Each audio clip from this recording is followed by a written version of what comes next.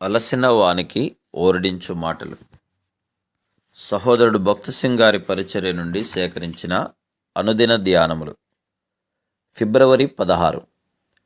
యెహోవా భక్తులారా, మీరందరూ ఆయనను ప్రేమించుడి. 31వ కీర్తన 23వ వచనం.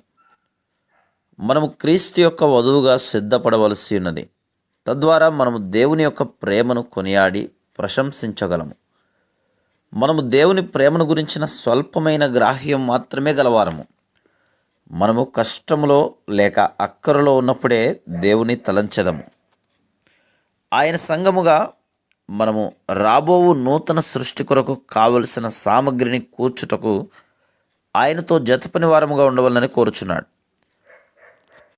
ఈ ఉద్దేశంతో ఏ విషయంలో ఆయనకు నిజముగా ఆనందమునిచ్చునో మనము వివేచించగల వారముగా ఉండవలెను. నూతనముగా వివాహమైన దంపతులను గురించి ఊహించుడి. యవ్వన వధువు తన భర్తను సంతోషపెట్టవలనని ఎంతో కుతూహలముగా ఉండును. ఆమె తన భర్త ఇంటికి వచ్చినంత వరకు భోజనం చేయదు. ఆమె తన భర్త ఏళ్ల ప్రేమ చూపుటయందు ఎంతో ఆసక్తిగా ఉండును. చాలామంది విషయంలో కొన్ని నెలల పిమ్మట విషయములు వేరుగా ఉండును. అయితే నిజముగా ప్రభు ద్వారా జతపరచబడిన వారి విషయంలో దినదినము వారి ప్రేమ అధికమగుటను కనుగొందుము. వారు అందము, తాము కలిగి ఉన్న ఐశ్వర్యంపై ఆధారపడరు. కష్టములు, శ్రమలు సైతం వారు ఒకరి ఎడల ఒకరు కలిగి ఉన్న ప్రేమను ఆర్పిజేజాలవు. వారు మూడంతలుగా ఆత్మ, ప్రాణ, దేహములో ఐక్యపరచబడి జతపరచబడిరి. 3 పేటల త్రాడు త్వరగా తెగిపోదు కదా. ప్రసంగి గ్రంథం 4:12. తరచుగా కుటుంబం యొక్క సంతోషము చీరలు లేక ఆహారము లేక భూ సంబంధమైన సుఖములు మరియు ఆస్తులపై ఆధారపడి ఉండును. అందుచేతనే వారి ప్రేమ ఎక్కువ కాలం నిలిచి ఉండదు గనక అనేక దుఃఖకరమైన గృహములను కనుగొందుము. వివాహమైన కొన్ని దినముల పిమ్మట కలహములు ఆరంభమగును. భార్యాభర్తలు ఒకరితో ఒకరు ఏకీభవించలేరు. ఒకవేళ భర్త ఉత్తరమునకు వెలుదుము అనేలా భార్య లేదు దక్షిణమునకు వెలుదుము అనును. మరొక ప్రక్క ప్రభు ద్వారా జతపరచబడిన వారికి వాదించుకునే అవసరత ఉండదు.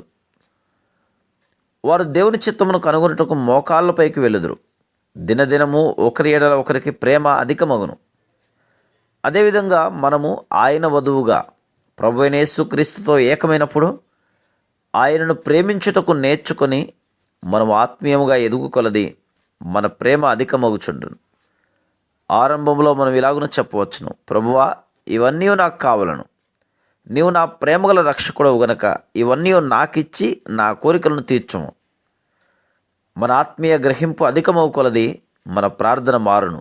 అప్పుడు ఇలాగున చెప్పుదాం, ప్రభువా, నీ ఇష్టము ఏమి, నీ చిత్తము ఏమి, నీకు ఇష్టమైన విషయములేవో దయచేసి చెప్పుము, నేను వాటిని చేదును.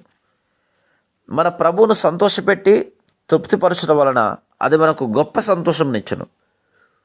మనము బలవంతులముగా కాక ఇష్టపూర్వకముగా ఆయనకు లోబడదాం.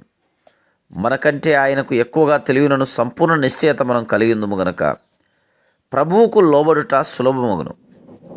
ఆది నుండి అంతం వరకు ఆయన ఎరుగును. ఆయన మార్గము యథార్థమైనది, పరిపూర్ణమైనది. ఆయన నా మార్గమును యథార్థమైనదిగా చేయునుగాక. 18వ కీర్తన 30-32 వచనములు. Praise the lord.